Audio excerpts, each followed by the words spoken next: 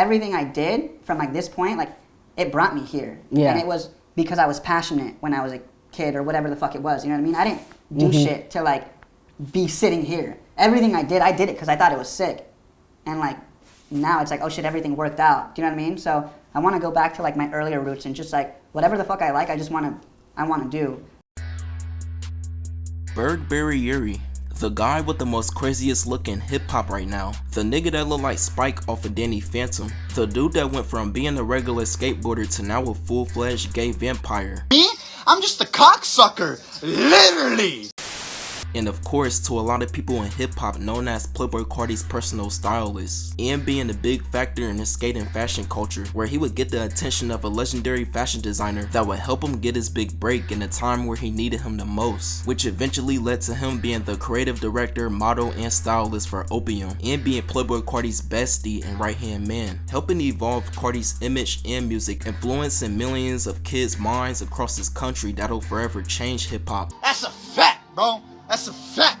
Dead ass. But it didn't always start that way for Burberry Erry. In fact, it seemed like his life would be the total opposite. Born on March 15, 1998, with his real name being Eric Ortega, being raised in Southern California, growing up for him during his childhood, it was very difficult. His dad left and abandoned him at a very early age, and his mom constantly always worked at her job, leaving him by himself alone a lot with nobody really to talk to, which he would say was really hard for him at first until he got into skateboarding, where by the age of 11, it would be his full-on passion. He'll go to school and then by 3 o'clock, by the time school was over, from 3 to 9, he'll just be at the skateboard park all day, where he felt free and could vent all the things he was going through there. He loved skateboarding so much cause to him there was no rules in it. You can do any trick you ever wanted to do, go wherever you want to go, wear anything you wanted to wear, and no matter what type of mood you're in, skateboarding was always on his mind. And even though he loved skating and it was his passion, he never wanted to be a pro skater cause he was more so in love with the aesthetic of skating, not necessarily being the best at it. And the person that really amplified that for him was Bam Margera.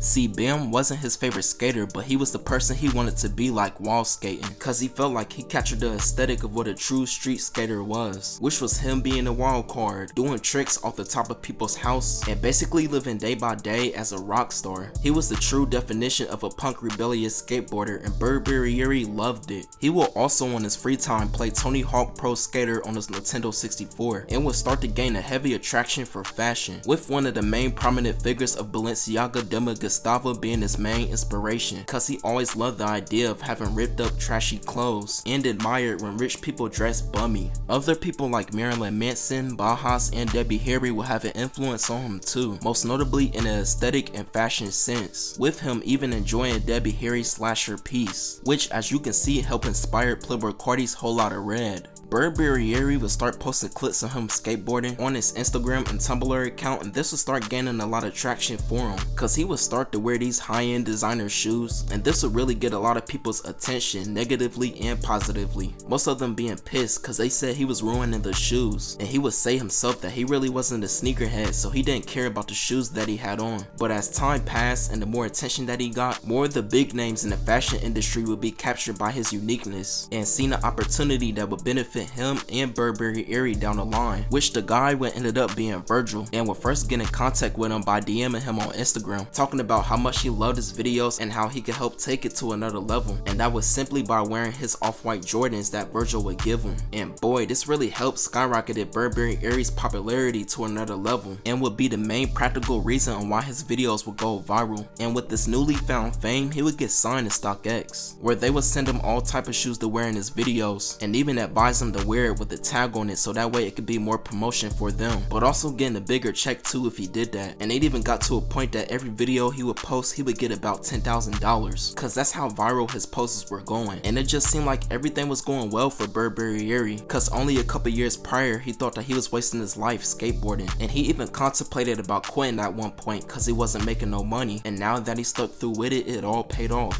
But eventually Burberry Erry and StockX would part ways due to him feeling like that they was trying to make him a full-time skater and try to fly him out places to other skating events, where he always said that wasn't his thing and he only did skating cause he loved it.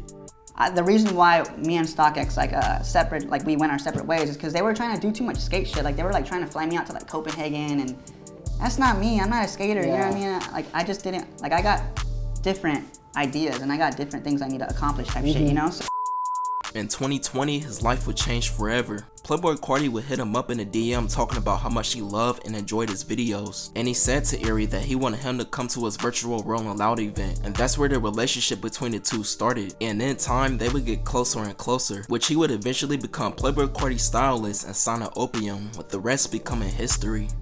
But this is a little brief video about Burberry Erry, because I know a lot of people are familiar with him and what he does, but me personally, I was kinda intrigued by his background and his come up story, so I decided why not do a little video on this. I ain't really seen nobody else talking about him, and I figured somebody would want to know more about him, especially with the way he looked.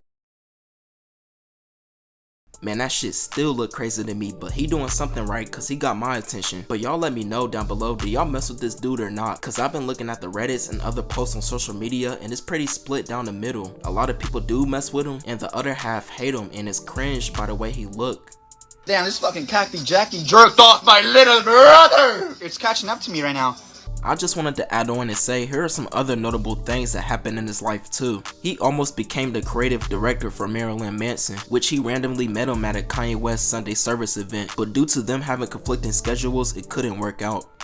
Before he was really famous, Virgil gave him the inspiration to start his own clothing line.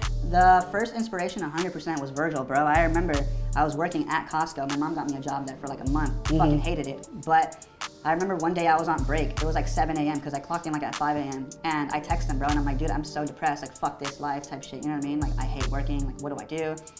And then he pretty much just said, like, you should like start screen printing t-shirts. And I promise you that you'll make more than a 9 to 5. Like, you won't even be working as hard.